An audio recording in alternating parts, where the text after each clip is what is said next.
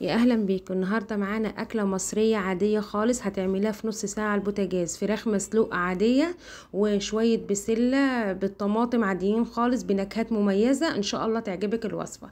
دلوقتي يعني حطيت حلتين على النار، حله فيها الميه بتغلي، سقطت فيها الفراخ بعد ما عملت لها محلول نقع اللي هو ليمون وخل وفلفل اسود، والحله التانية على النار حمرت فيها بصلايه، نزلت فيها بالخضار البسله والجزر والبطاطس عشان اديها التشويحه دي بتفرق قوي في الطعم. دلوقتي هنزل بالبهارات بتاعتنا برضو تتشوح معاها، فلفل اسمر، كمون، كزبره، ورق لورا.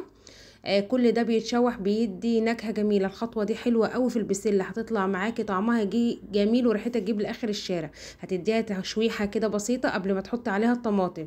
هنا في الحله التانية بعد الفراخ ما خدت غلوه بسيطه، حبيت اشط الريمه اللي فوق اللي هي الزفر يعني بتاعت الطيره دي، لازم يا جماعه تشيلوها عشان تاخدوا شوربه رايقه وطعمها وريحتها جميله.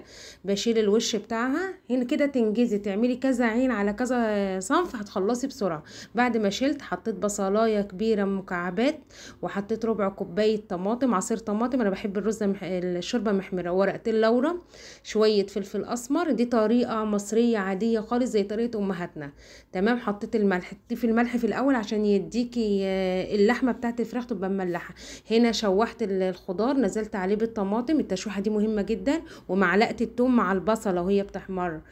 كده خلاص سيبهم يستووا الاتنين. هنا هننزله بالرز بشعريه، حمرنا شعريه كيس شعريه يعني، ونزلنا عليه بكيلو الرز وقلبناه، سيبناه تحمر وقلبنا الرز عليه. دلوقتي هنحط له الميه بتاعته كده. تنجزي في الطاسه اللي على الجنب دي كنت انا بحمر الفراخ، قبل الفراخ ما تتحمر على نار هاديه يكون الرز اتشرب. انا كده انجزت وعملت غدايه في نص ساعه.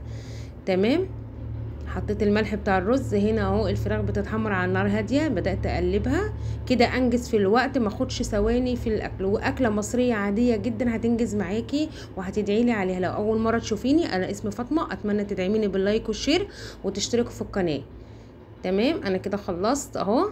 بصوا بقى، هندي الرز تقليبه كده، الدنيا كلها جهزت معايا، ما خدتش نص ساعه على البوتاجاز. هنا بصوا البسله طالعه شكلها عامل ازاي، اكله مصريه بسيطه جدا ما فيهاش اي حاجه. بصوا البسله شكلها عامل ازاي، ولا طعمها ولا ريحتها يا جماعه ما اقولكوش. والفراخ مسلوقه ومتحمره طعمها زي السكر، متبله حلو، وشويه شوربه بقى على مزاجكم، ورز بشعريه والفلفل الاسمر، نزوم الايه الدلع. وبالهنا والشفا، ما تنسونيش طعمكم ليا. مع الف سلامه.